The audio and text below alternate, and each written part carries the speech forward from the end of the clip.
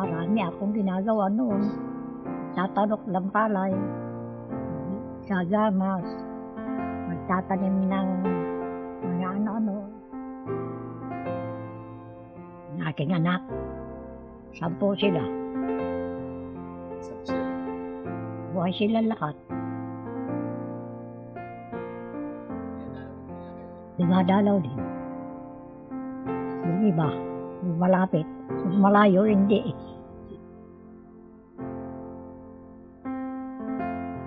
Minsan ako na lang nag-iisa dito.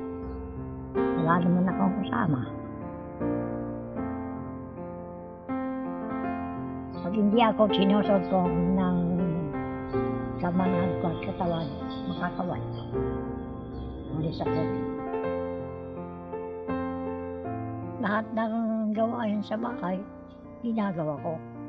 Nilalaba, mamalansa. Mamalansa ako 10 sentimos ang upa ko. Kung hindi ko tanggapin, wala akong matatanggap na 5 sentimos maghapon. Naisip ko sa sarili ko, tanggapin ko na kahit napakamura, makakabili naman ng kalahating gatang na bigyan. At natiis ko sila, pinakain ng lugaw. Ay siya, mayroon eh.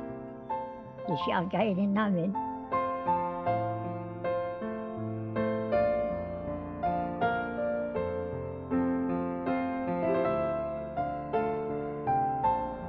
Hindi pinapanalangin ko na maganda ang ating kalagayan, ganun din sa pag-alaga ko sa mga anak ko.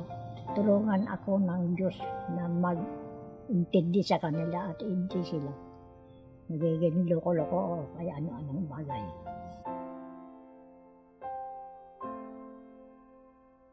Saan po kayo nagkakilala ni Lolo Huy? Nagkakilala kami sa bukid. Ay siya naman ay magbukid, tatanim ng palay, tapos ang palay, gulay.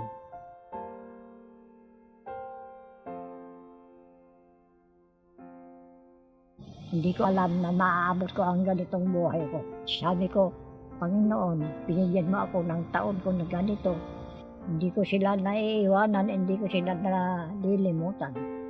Kaya ko sa kanila, ganun ang gawin ninyo sa inyong magkakapatid, magmahalan.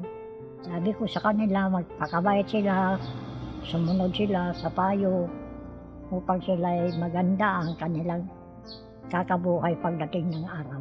Mahirap yung wala kayong kaalam-alam sa datingan ninyo.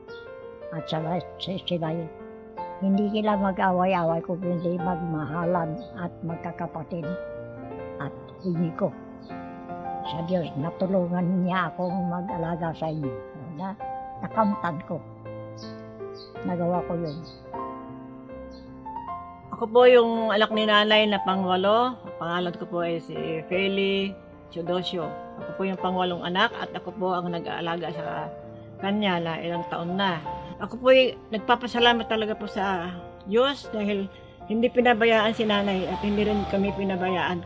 Maraming salamat po sa lahat sa inyo na dumalo sa kaarawan ni nanay, mga bisita, mga kaibigan. Na nakipag-birthday niya, centenarian birthday. Ay nako, napakalaking bonus po sa aming pamilya ang pagbibigay ng Diyos sa kanyang buhay na 100 years. Maraming salamat po sa inyong lahat.